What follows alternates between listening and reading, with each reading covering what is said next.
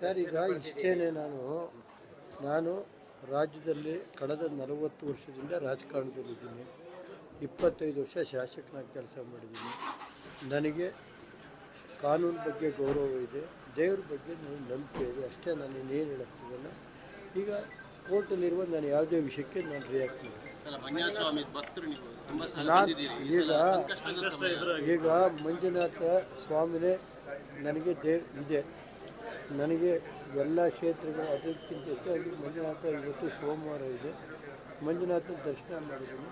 ಎಲ್ಲ ಮಂಜುನಾಥನ ಸಚಿವರಾಗೂ ಮಾಡಿದ್ದೀನಿ. ಎಲ್ಲ ಥರ ಇದೆ.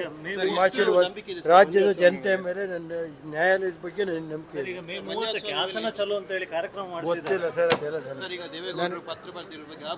ನನಗೆ ಅದ್ರ ಬಗ್ಗೆ ಏನೂ ಗೊತ್ತಿಲ್ಲ ಸರ್.